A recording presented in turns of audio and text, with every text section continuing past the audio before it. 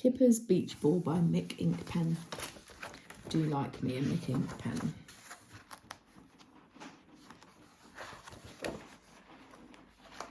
It's just started raining outside, so you'll also have that in the background to send you off to sleep. One morning, as Kipper was pouring out his cornflakes, a thing dropped into his bowl, a colourful, wrinkly sort of thing. Kipper picked up the thing and looked at it. He sniffed it. It had a nice plasticky sort of smell. It was quite exciting, really, except Kipper had no idea what the wrinkly plastic thing might be. He hurried round to Tiger's house. "I got a free gift in my cornflakes," he said. Tiger was unimpressed. "Oh, I've been collecting them for weeks.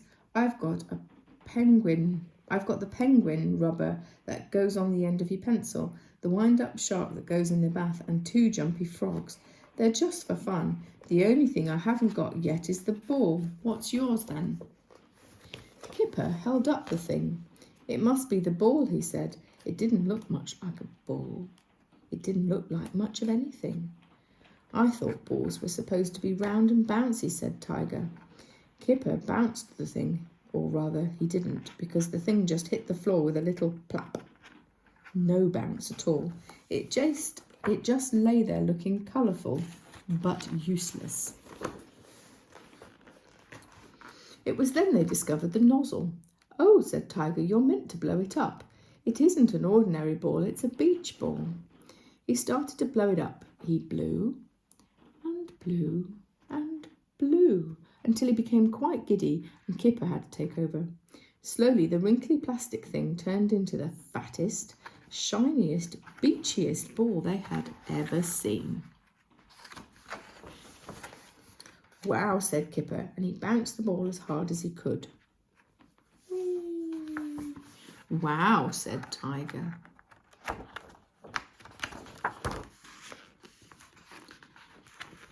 Where would you take a beach ball? To the beach, of course, and that's where they did.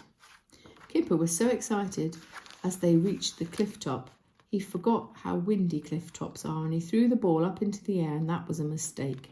The wind grabbed the ball and whisked it away. It sailed high out over the beach, circling in the air, making the seagulls squawk. It dropped onto the hard sand and bounced up again, spinning faster and faster away from them. "Stop!" cried Kipper, chasing down the cliff steps, but the ball rushed away. It looped and bounced and skidded along the beach, knocking the top off a sandcastle, and it seemed that it would never stop.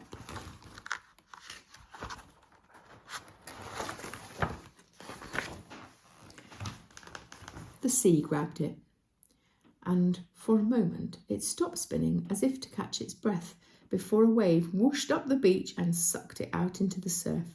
"Come back!" shouted Kipper, but by the time Kipper and Tiger reached the water's edge, the ball was bobbing far out amongst the waves. "Come back!"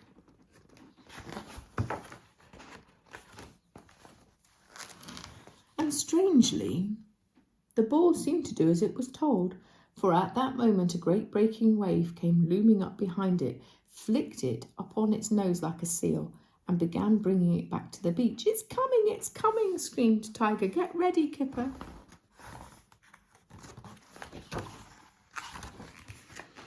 There was no time to get ready. Kipper just hurled himself at the great ball as the giant wave crashed on the beach. He grabbed it and disappeared in a great splash of foam and water. But over the sound of the waves and the tumbling of the pebbles and the bubbling of the water in his ears, Kipper heard another sound, a faint, and he felt something collapse underneath him. As Kipper lifted out his beach ball out of the water, it seemed to give a sigh, and slowly it became wrinkly again. "It sort of died," he said to Tiger, which made them both laugh. They tried blowing it up again, but a big split on one side let the air out as fast as they could blow. Kipper noticed that it smelt more plasticky than ever, which for some reason made him feel suddenly sad. "We could always buy some more cornflakes," suggested Tiger.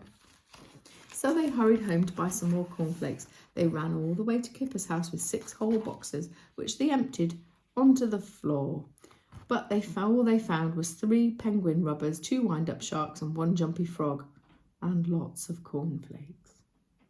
Over the next 3 weeks, Kipper ate nothing but cornflakes. Cornflakes for breakfast, cornflakes for dinner. But there was no beach ball, and in the end, Kipper stopped looking. Even so, each time he gets a new box of cornflakes, Kipper sniffs the box before opening it, just in case there's a nice plasticky sort of smell coming from inside.